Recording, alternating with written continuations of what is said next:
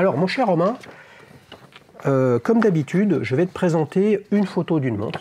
Ok. Et il faudra réagir dessus. D'accord. Tu vois, tu es sur le magazine Daily Shoes qui n'existe pas. Peut-être qu'un jour, il y aura un magazine. Les amis, dites-moi en commentaire si vous voulez qu'il y ait un magazine Daily Shoes qui voit le jour. Tu as une photo, tu as quelques éléments de spec technique.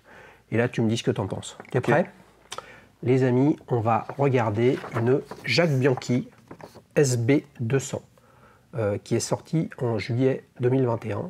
Il n'y en a plus. Elle est de série limitée à un peu plus de 1300 exemplaires. Une bien belle montre avec une belle histoire. Je ne sais pas si tu connais, mais en tout cas, tu vas pouvoir la découvrir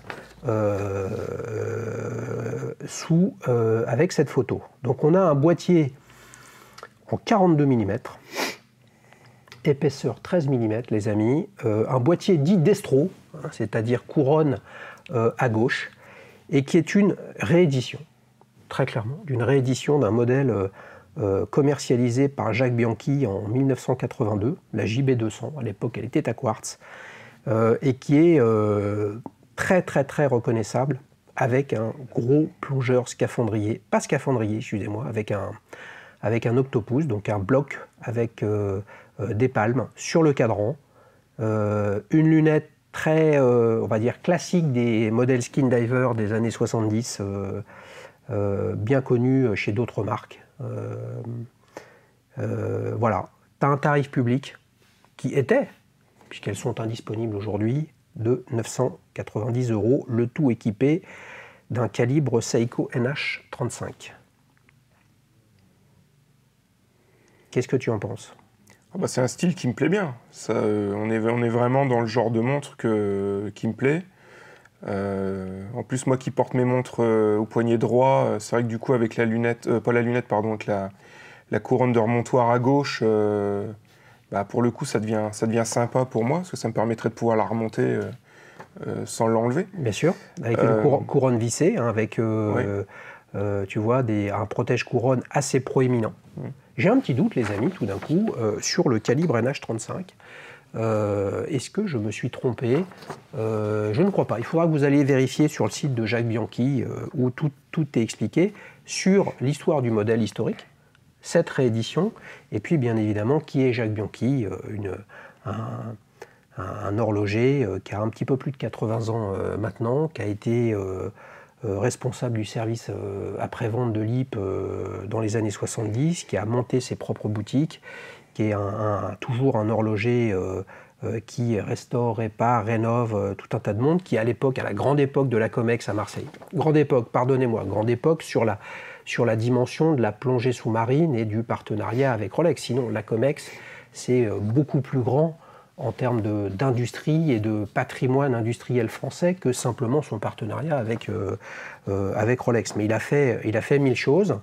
Et ce sont les équipes de MAT, Mer Air Terre, qui sont des entrepreneurs spécialisés avec cette marque MAT dans les montres corporate d'apparat pour les régiments, pour les groupes de sécurité du président de la République, le GSPR, ont commandé des montres MAT, le RAID, le GIGN, etc.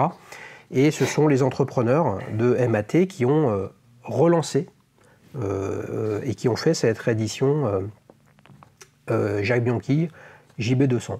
Voilà. T'as pas suivi ça?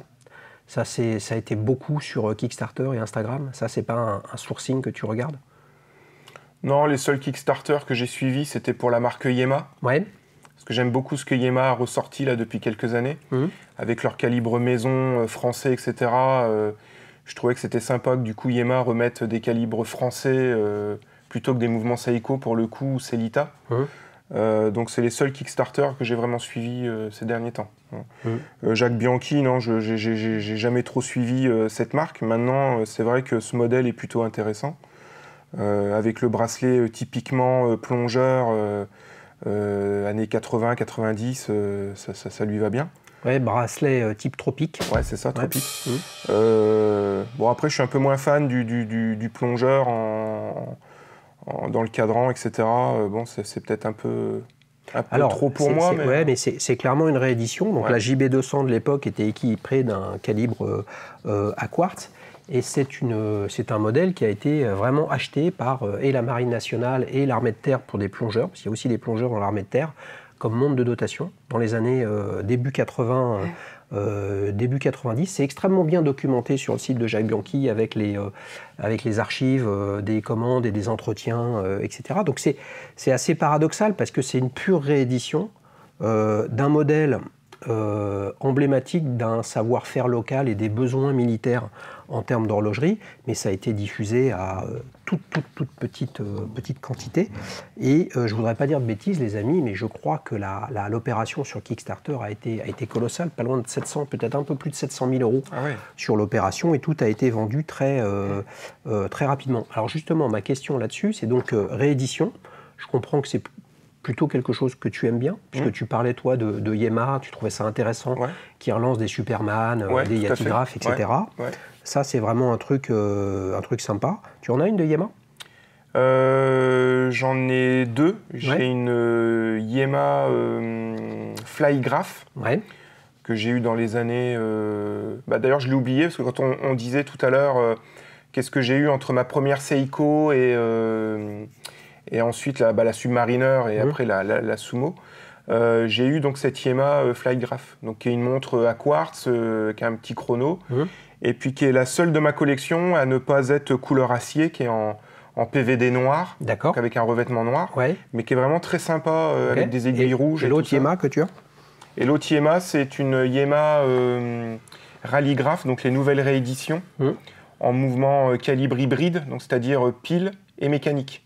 Ouais, donc PK Quartz. C'est ça. Voilà, donc l'heure, minute, seconde, minute sont à quartz. Tout à fait. Par contre, le chrono est mécanique. Tout à fait. Et comme il n'y a pas de petites secondes, on ne voit pas que c'est un modèle à quartz. C'est assez intéressant. Voilà, c'est un calibre Seiko dedans. C'est ça, c'est ça.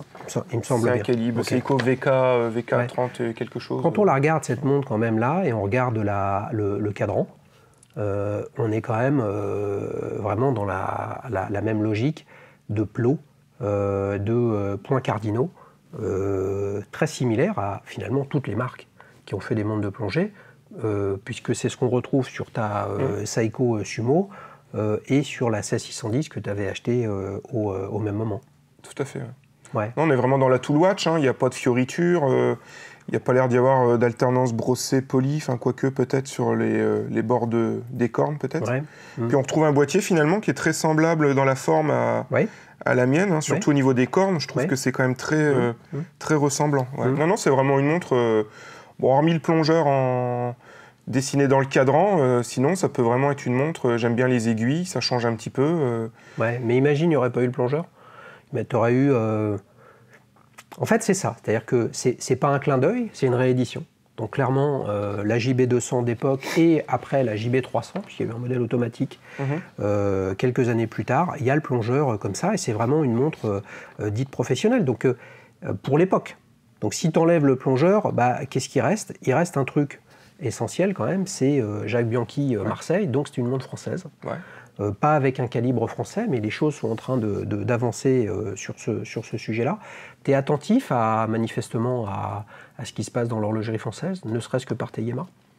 De toute façon, je trouve qu'aujourd'hui, en montre française, Yamaha, c'est la seule... la seule. C'est une des rares marques qui renaît un peu de ses cendres. Lip, c'est plus que le... Lip, aujourd'hui, c'est plus le Lip qu'on a connu. Même les récentes montres qu'ils ont ressorties, je trouve pas que ça soit... Pour moi, c'est pas très intéressant. Moi, je trouve que Yamaha, oui, vraiment, a tiré un peu son épingle du jeu ces dernières années avec des montres... on parlait de la Superman. J'ai failli acheter la Superman avec le mouvement automatique français qu'ils ont remis dedans dernièrement, parce que je trouve que c'est vraiment... En plus, ils sont revenus à des diamètres qui sont un peu plus petit, 39 mm, je trouve que c'est une bonne taille aujourd'hui. Est-ce que tu sais combien il y a de marques françaises actuellement sur le marché ? Non. Tu as une idée ? Je sais pas, j'aurais dit peut-être une dizaine. Une dizaine de marques, les amis. Si vous avez une idée, vous nous le direz en commentaire. Mais ne le dites pas en commentaire, puisque moi, j'essaye constamment de créer ma propre base de données, etc. Il y en a plus de 60. Ah ouais. Voilà. Et évidemment, dans les 60... toutes n'ont pas un patrimoine historique. Mais tu vois, récemment, Kelton a relancé sa montre de plongée étanche à 200 mètres. Franchement, si on se souvient de Kelton, toujours un petit peu acidulé, etc., bah, t'imagines un modèle avec des aiguilles assez flashy, une lunette en acier broché, étanche à 200 mètres. Franchement, je pense que ça peut marcher fort. Si tu devais retenir une chose sur cette Jacques Bianchi, Marseille, ce serait quoi? Bah, ce qui me plaît le plus, moi, c'est la couronne de remontoir à gauche. Ouais, bah ouais, elle a un look différent. Ouais. Elle tirait bien encore plus à toi. Pour moi qui les porte à droite, du coup, pour moi, ça serait super pratique. Vous voyez, voilà. Et de là, imaginer que Rolex s'est inspiré de Jacques Bianchi, de sa SB200, pour sortir la très attendue Rolex GMT Master 2 Destro, tout ce que vous voulez, avec lunettes vertes. Non, je rigole, bien évidemment, les amis, mais parce que tu es en vert kaki. Et là, je me demande si c'est pas sa prochaine montre. Les amis, ce que je vous demande et ce que je te demande à toi, c'est si tu devais voter entre j'adore, j'aime, pas terrible, au secours, ce serait quoi sur cette montre? Non, là, j'aime. J'aime. Tu me dis un j'aime comme si tu n'étais pas loin du j'adore. Ouais, t'es dans le j'aime haut. C'est bien ça. Franchement, l'ADN des montres, moi, qui me plaisent beaucoup, en tout cas, qui me font m'interroger en vitrine devant, à me dire, tiens, est-ce que je franchirais le pas à l'acheter ou pas? Parce que, honnêtement, on a tous les codes esthétiques des montres, moi, qui me plaisent. Qui te plaisent, ouais. Ok. Ouais. Les amis, bah, vous faites comme Romain. Vous allez dans l'onglet communauté, puis vous pouvez voter, commenter, discuter sur cette montre. Jacques Bianchi, JB200, une réédition d'une montre d'époque qui était fournie en dotation, notamment au Commando Marine, les amis, vous vous rendez compte. Vraiment extraordinaire.